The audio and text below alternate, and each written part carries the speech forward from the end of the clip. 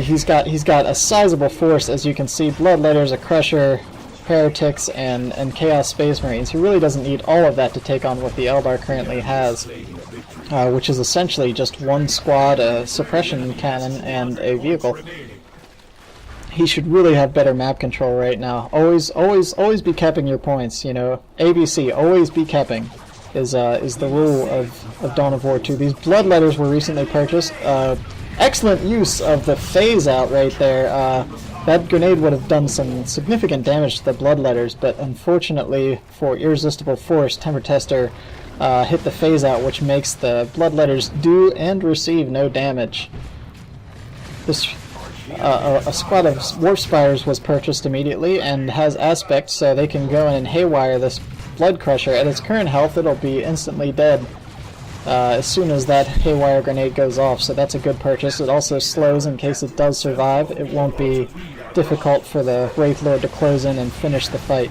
We've got the big engagement happening down here now. The Bloodletters whacking away at these Guardians and Wraith Lord. They might get the Wraith Lord, it looks like, and the Warp Spiders are dangerously low on health as well. He needs to pull those back, and oh, there we go, just in time. The Warp Spiders escape, and the Shuriken Cannon comes in to suppress his squad. Unfortunately, still just completely uncontested is this Blood Crusher running the map. There goes... Oh no! He forgot to reinforce his Warp Spiders before sending them out. Just a brutal loss for the Eldar right now.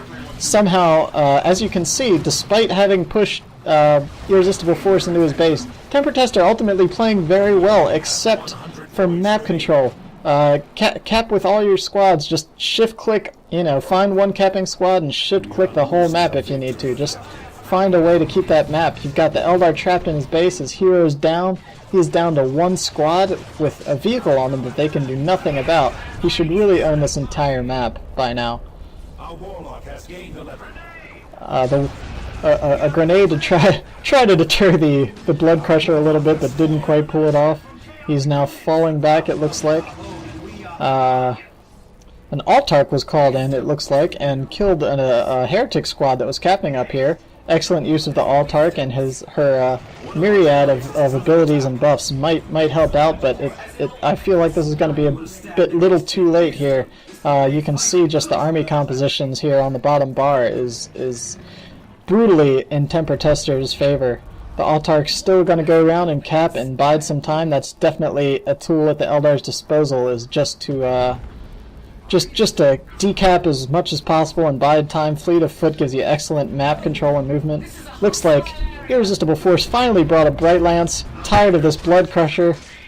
Altarch's gonna bait it in, jump away, and an excellent shot. Bam, there he goes. Back to the Warped with that demon. A second squad of Bloodletters was purchased already, so obviously TemperTester is really liking his demons. I feel like a different purchase would probably be good at this point. A Chaos Dreadnought, I feel, even would seal the deal. Really, all that's out there is that Bright Lance. The Bloodletters could easily, as they just did, teleport in on that and tie it up, leaving a Dreadnought to run the field. You can see TemperTester's floating an enormous amount of power. I'm not sure, and buying a third squad of Bloodletters, just questionable purchase. Bloodletters are extremely useful, very high damage output, excellent at disruption, but really not something you want to base your entire army around. And in this game, it's rare that getting 3 squads of any one unit is particularly useful. The Chaos Tactical Marines are going to get pushed back here by the Altarch and a squad of Guardians, it looks like, but the Bloodletters juked again by the Altarch, jumping out and buffing her Guardians. Getting a little bit of a heal there as well. An excellent special attack knocking down all 3 units, and Touch of Nurgle was popped here on the Chaos Tactical Marines. Excellent timing for the Altarch to hop on out of there with her amazing speed. Failed cap up top by the Bright Lance, deterred by some Bloodletters. Touch of Nurgle obviously will heal any units and damage any that are hurting them in melee. Plague Marine has obviously gone for a very tanky build here. He's got the Fetid Armor, the Plague Fist, and the Icon of Nurgle doing AoE damage. to anyone around him. Really makes it unable for any ranged units to do any damage to him. Let's see what we've got here. Irresistible Force chose to buy some Banshees here. Really just trying his damnedest to catch up from his earliest mistake. Gathering a pretty sizable army back here. But it looks like these Guardians will be pushed back again. With TemperTester finally holding the map here, it looks like his time may be limited. We've got the Autarch and the Warlock here, and there goes one Bloodletter squad between the combined melee power of the Warlock and a sync kill by the Warlock on the Banshees, falling into the cover of the garrison yet again. He's really been using these garrisons excellently to preserve his squads when they're in danger. And I'm sorry, that wasn't the Banshees, that's the Autarch. The Banshees are here now, getting ready to banish some demons back to the warp, but it looks like all 4 of them are going to escape. And again, Eldar speedy army running around, capping all the points. These las cannon Havocs are going to be in a bit of trouble. In this instance, whenever you have Banshees chasing a retreating squad, especially as the Warlock, use the global for swift movement. You can really hone in and get a couple extra kills. You probably could have killed that las cannon squad there at the end. Warlock in trouble again, just getting wailed on by those Bloodletters. They do not follow. I don't know if their teleport was on cooldown or not. Again, an excellent retreating tactic if you have Bloodletters chasing a low HP squad. Teleport in, get that last hit or two. The Autarch really just turning the tides of the battle here in the favor of the Eldar player. Jump for the buff and heal, and then bailing out of that combat. The combined knockdown, and oh, nice grenade, but ooh, falls right between. Very lucky for TemperTester. That grenade fell right between his 2 squads. Popped the phase shift just in time on the Bloodletters to get 1 member out before they were in trouble, and another squad of Bloodletters falling in. This is what I'm talking about. The Bloodletters, despite being excellent damage output, are just very squishy, causing a lot of wreck loss for TemperTester. TemperTester still floating a ridiculous amount of power at this point. He really could have gone tier 3 by now, gotten a tank, even probably not far from a Guru at this point if he had chosen to do that instead of buying a 3rd Bloodletter squad. The Plague Champion appears to just be hanging out down here, keeping an eye on the bottom victory point. Wants to make sure that there aren't any free Eldar caps. I believe the Plague Champion will be able to take the Warlock in this fight. Yeah, the Warlock sees that and backs out. We've got another engagement up here. The excellent use of the Heretic Worship to keep the Bloodletter's HP and mana regen at maximum. You can see how fast it's skyrocketing. Of course, the Plague Champion rather, also has a passive heal on whenever his heretics are worshipping. So whenever demons are around, they're just regenning health at an amazing rate. Touch of Nurgle here. I'm not sure why he pulled back. Never pull back when you have Touch of Nurgle on your squad. Just charge right in there, get the explosion. You really should have used target priority here to have these heretics take out these Banshees, and it's going to cost him that las cannon Havoc squad.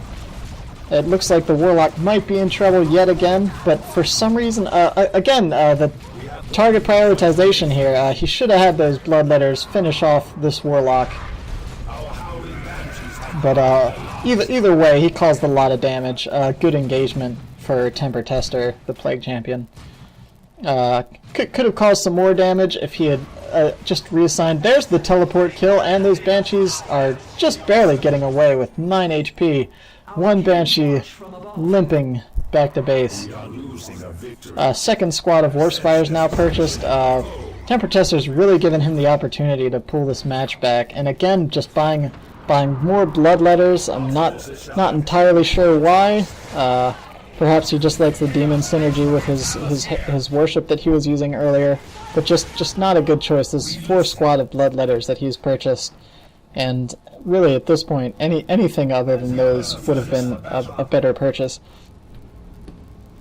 His power income is still through the roof. Irresistible Force using all of his available requisition to stay in the battle, and has a very large amount of psychic might too for any globals he may want to use. The Altark has just been tearing this army up. The Executioner obviously doing ridiculous damage to the Chaos Space Marines, and the area of effect knockdown attack has been saving her in many battles with these. It looks like she might be in trouble now, though. Oh, Touch of Nurgle has popped. She's gonna go down, I'm sure. Oh, nope. The speed of the Altark and the ability to jump over the cover really just saved her right there. She surely would have been down if not for those abilities. Have a lot of melee moving in on this Eldar here. The Banshees are being pulled away. Don't necessarily need to chase that. Gotta help this Warlock out here. He's gonna fall out. Just way too much for him to deal with there. But unfortunately, they're just standing there getting hammered by these War Spiders. These Bloodletters really need to be moved. There we go. The Banshees come in. I feel like he could be worshipping here with his Heretics to greater effect. That would be regenning the health and energy of the Bloodletters. They could warp in and follow these Warp Spiders around. The Banshees do go down. There's but one unit, the Aspiring Champion, left on the Heretic squad. The Warp Spiders warped in to follow this Bloodletter squad out. He is going to go down. Yep, there he is. Splat goes the Demon.